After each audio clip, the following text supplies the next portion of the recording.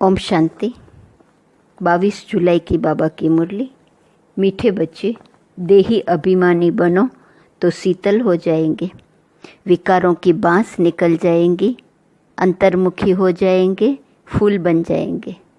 देही अभिमानी बनो तो 4 बातें: शीतल हो जाएंगे, विकारों की बांस निकल जाएंगी, अंतर्मुखी हो जाएंगे, फूल बन जाएंगे। प्रश्न: बाप दादा सभी बच्चों को कौन से 2 वरदान देते हैं? उन्हें स्वरूप में लाने की विधि क्या है? उत्तर: बाबा सभी बच्चों को शांति और सुख का वरदान देते हैं। बाबा कहते, बच्चे तुम शांति में रहने का अभ्यास करो। कोई उल्टा सुल्टा बोलते हैं तो तुम जवाब न दो। तुम्हें शांत रहना है, फालतू जरमुई जगमुई की बातें नहीं करनी है, किसी को भी दुख नहीं देना है। मुख में शांति का मोहलरा डाल दो तो यह दोनों वरदान स्वरूप में आ जाएंगे। ओम शांति। मीठे मीठे बच्चे कभी सन्मुख हैं, कभी दूर चले जाते हैं। सन्मुख फिर वही रहते हैं जो याद करते हैं, क्योंकि याद की यात्रा में ही सब कुछ समाया हुआ है। गाया जाता है ना, नज़र से निहाल। आत्मा की नज़र जाती है परम पिता में और कुछ भी उनको अच्छा नहीं लगता। उनको याद करने से विकर्म विनाश होते हैं, तो अपने पर कितनी खबरदारी रखनी चाहिए। याद न करने से माया समझ जाती है इनका योग टूटा हुआ है, तो अपनी तरफ खींचती है, कुछ न कुछ उल्टा कर्म करा देती है। ऐसे बाप की निंदा कराते हैं। भक्ति मार्ग में गाते हैं, बाबा मेरे तो एक आप, दूसरा न कोई। तब बाप कहते हैं, बच्चे मंजिल बहुत ऊंची है, काम करते हुए बाप को याद करना, यह है ऊंचे ते ऊंची मंजिल। इसमें प्रैक्टिस बहुत अच्छी चाहिए, नहीं तो निंदक बन जाते हैं, उल्टा काम करने वाले। समझो कोई क्रोध में आया, आपस में लड़ते झगड़ते हैं तो भी निंदा कराई ना। इसमें बड़ी खबरदारी रखनी है। अपने गृहस्थ व्यवहार में रहते हुए बुद्धि बाप से लगानी है। ऐसे नहीं कि कोई संपूर्ण हो गया है, नहीं, कोशिश ऐसी करनी चाहिए हम देही अभिमानी बने। देह अभिमान में आने से कुछ न कुछ उल्टा काम करते हैं तो गोया बाप की निंदा कराते हैं। बाप कहते हैं, ऐसे सतगुरु की निंदा कराने वाले लक्ष्मी नारायण बनने की ठौर पा न सके। इसलिए पूरा पुरुषार्थ करते रहो, इससे तुम बहुत ही शीतल बन जाएंगे। 5 विकारों की बातें सब निकल जाएंगी। बाप से बहुत ताकत मिलेंगी। देही अभिमानी बनने से, पूरा पुरुषार्थ करने से शीतल बन जाएंगे। 5 विकारों की बातें सब निकल जाएंगी। बाप से बहुत ताकत मिलेंगी। कामकाज भी करना है। बाप ऐसे नहीं कहते कर्म न करो, वहाँ तो तुम्हारे कर्म अकर्म हो जाएंगे। कलयुग में जो कर्म होते हैं वह विकर्म हो जाते हैं। अभी संगम युग पर तुमको सीखना होता है, वहाँ सीखने की बात नहीं, यहाँ की शिक्षा ही वहाँ साथ चलेंगी। बाप बच्चों को समझाते हैं, बाहर मुखता अच्छी नहीं है, अंतर्मुखी भव।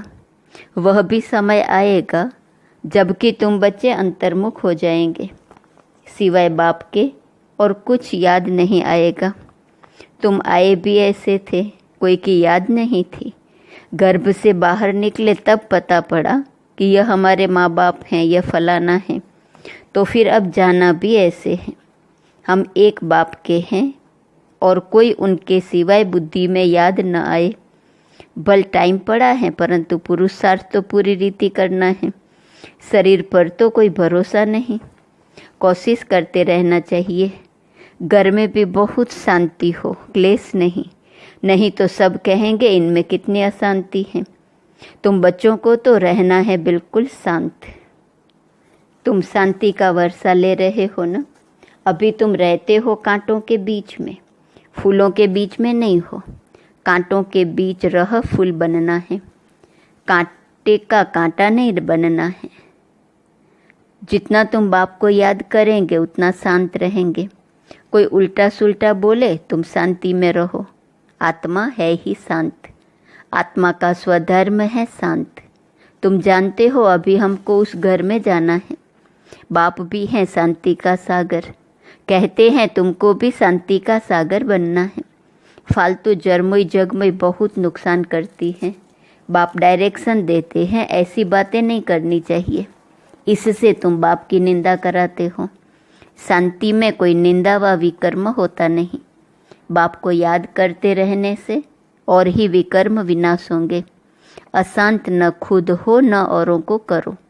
किसको दुख देने से आत्मा नाराज होती है। बहुत हैं जो रिपोर्ट लिखते हैं बाबा, या घर में आते हैं तो दम चक्र मचा देते हैं।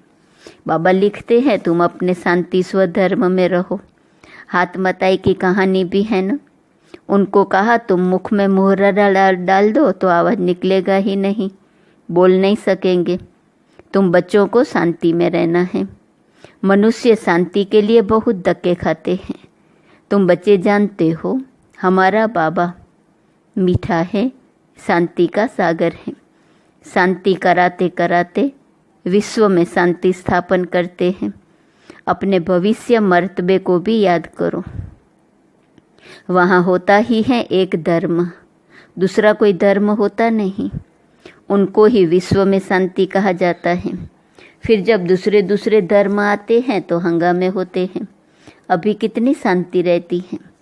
समझते हो हमारा घर वही है, हमारा स्वधर्म है शांत। ऐसे तो नहीं कहेंगे शरीर का स्वधर्म शांत है। शरीर विनाशी चीज है, आत्मा अविनाशी चीज है। जितना समय आत्माएं वहाँ रहती हैं तो कितना शांत रहती हैं। यहाँ तो सारी दुनिया में अशांति है, इसलिए शांति मांगते रहते हैं। परंतु कोई चाहे सदा शांत में रहे, यह तो हो न सके। बल 63 जन्म वहाँ रहते हैं, फिर भी आना जरूर पड़ेगा।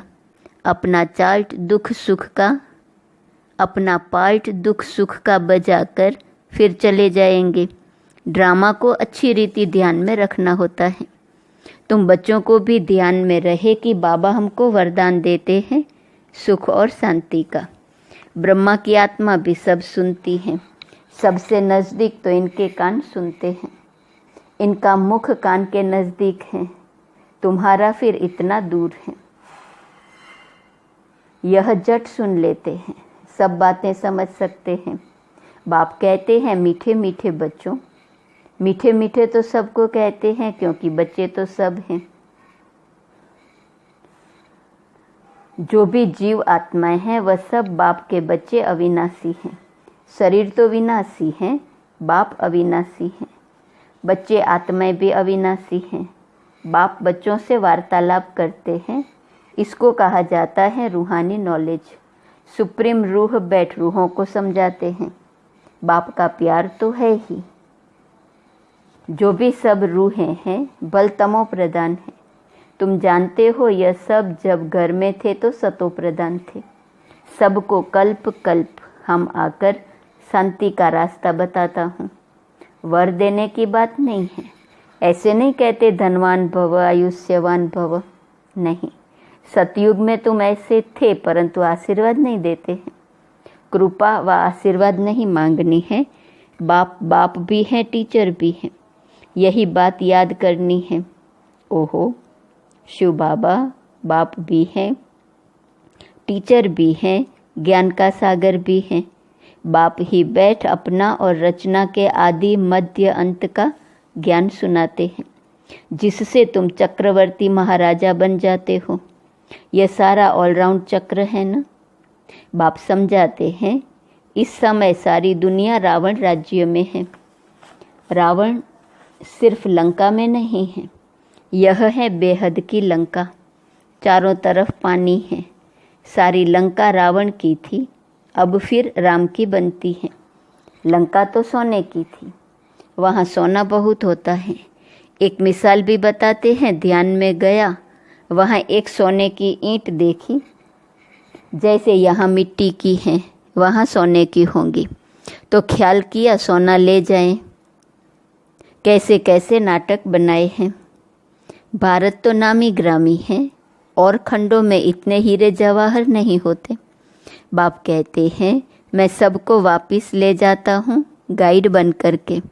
चलो बच्चे अब घर जाना है। आत्माएं पतित हैं, पावन होने बगैर घर जा नहीं सकती हैं। पतितों को पावन बनाने वाला एक बाप ही है, इसलिए सब यहाँ ही हैं। वापिस कोई भी जा नहीं सकता। लौ नहीं कहता। बाप कहते हैं बच्चे माया तुम्हें और ही जोर से देह अभिमान में लाएंगी। बाप को याद करने नहीं देंगी। तुमको खबरदार रहना है, इस पर ही युद्ध है। आंखें बड़ा धोखा देती हैं। इन आँखों को कब्जे में रखना है, अर्थात अधिकार में रखना है। देखा गया भाई बहन में भी दृष्टि ठीक नहीं रहती है, तो अब समझाया जाता है भाई भाई समझो। यह तो सब कहते हैं हम सब भाई भाई हैं, परंतु समझते कुछ भी नहीं।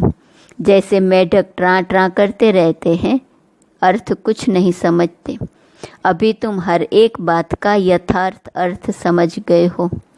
बाप मीठे मीठे बच्चों को बैठ समझाते हैं कि तुम भक्ति मार्ग में भी आशिक थे, मासूक को याद करते थे, दुख में जट उनको याद करते हैं।